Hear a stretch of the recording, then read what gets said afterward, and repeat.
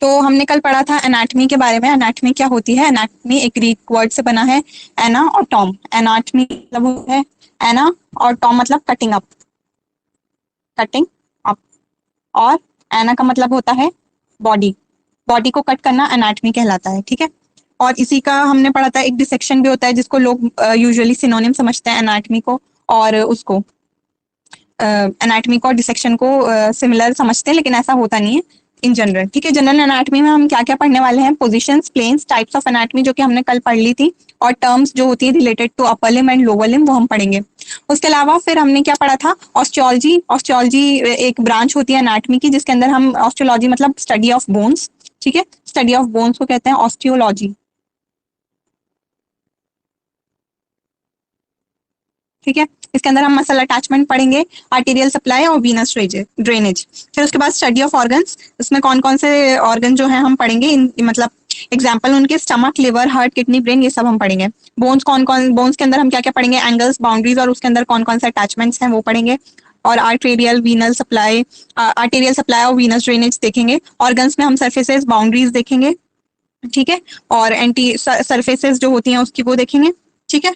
Arterial supply और Venus drainage देखेंगे। सब डिविजन्स ऑफ एनाटमी, सब डिविजन्स ऑफ एनाटमी कौन कौन से होते हैं? सबसे पहले हमने पढ़ी थी कैडावरिक एनाटमी। कैडावर का मतलब होता है डेड बॉडी। ये वर्ड आपको बहुत सुनने को मिलेगा एनाटमी के अंदर। तो ये है, कैडावर का मतलब होता है डेड बॉडी, ठीक है। डेड बॉडी हैं इस टाइप के एनाटमी में, इसलिए इसको मतलब डिसेक्ट करते हैं हम बॉडी को इस टाइप के एनाटमी में, कैडावरिक एनाटमी में, इसलिए इसका ये नाम क्या है दिया है। और इसका हम जो एग्जामिनेशन करते हैं डेड बॉडी का, वो नेक्ड आइज से करते हैं, ठीक है। इसलिए इसको कैडेवरिक एनाटमी भी बोलते हैं। इसके फिर दो सब डिविजन्स होते हैं, एक रीजनल एनाटमी, एक systemic anatomy.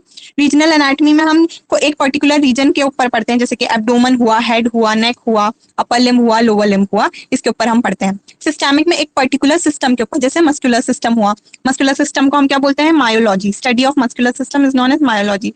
Skeletal system, osteology. Osteo मतलब बोन, लॉजी मतलब स्टडी, ठीक है। ये हमने पढ़ा था। फिर नेक्स्ट हमने देखा था लिविंग एनाटमी क्या होती है, ठीक है। लिविंग एनाटमी जो होती है, this type of anatomy is studied by inspection of the living body. Inspection करके हम लिविंग बॉडी की, हम ये वाली जो एनाटमी होती है लिविंग बींग्स के अंदर हम इस टाइप के एनाटमी को पढ़ते हैं, ठीक है। इसके अंदर क्या क्या होगा? पैल्पेशन, ऑस्कल्टेशन मतलब सुनना, स्टेथोस्कोप के जरिए। रेडियोलॉजी में क्या पढ़ते हैं हम? सिटी स्कैन, एमआरआई और एक्सरे, ये इसके एग्जाम्पल है रेडियोलॉजी में। रेडिएशन के थ्रू जो स्टडी की जाती है किसी भी पर्टिकुलर ऑर्गन की, किसी पर्टिकुलर बोन की, उसे हम रेडियोलॉजी में कंसिडर करते हैं।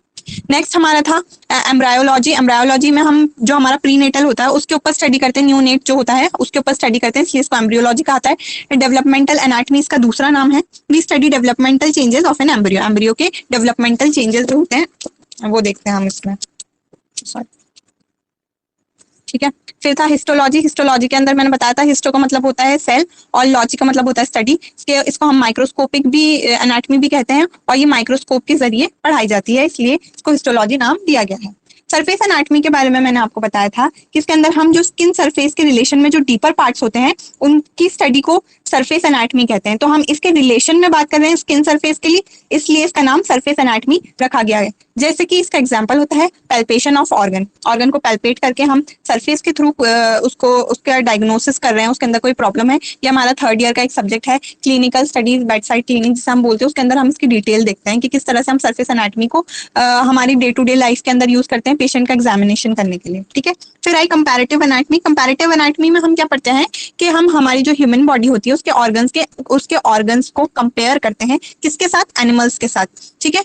उनका डेवलपमेंट देखने के लिए, जैसे कि कहा जाता है कि जो ह्यूमंस हैं वो एक थ्योरी है जिसमें कहा जाता है कि थ्योरी है, इट्स नॉट अ लॉ, ठीक है। तो थ्योरी के अकॉर्डिंग ये है कि ह्यूमंस जो हैं वो उनके एंसेस्टर्स कौन थे? मंकीज। तो ये डेवलपमेंटल एनाटमी में, सॉरी कंपैरेटिव एनाटमी में ये आएगा, ठीक है। उसके ऑर्गन्स को कंपेयर करना। फिर रेडियोग्राफिक एनाटमी, इमेजिंग एनाटमी भी बोलते हैं इसको, ठीक है। इसके अंदर जैसे बोन्स या फिर ऑर्गन या किसी भी हमारा जो बॉडी पार्ट है उसका हम रेडिएशन के थ्रू इमेज बनाकर जो स्टडी करते हैं वो कहलाती है radiographic anatomy. Last but not the least हमारी अप्लाइड एनाटमी, जो सबसे ज्यादा इंपॉर्टेंट, सबसे ज्यादा यूज में आती है, और इसे हम क्लिनिकल एनाटमी भी बोलते हैं। इसके अंदर क्या करते हैं, हमने जो भी पढ़ा है एनाटमी के अंदर उसे हम उसकी हम अप्लाई करते हैं मेडिकल फील्ड के अंदर, इसे कहते हैं अप्लाइड एनाटमी। तो अभी तक जो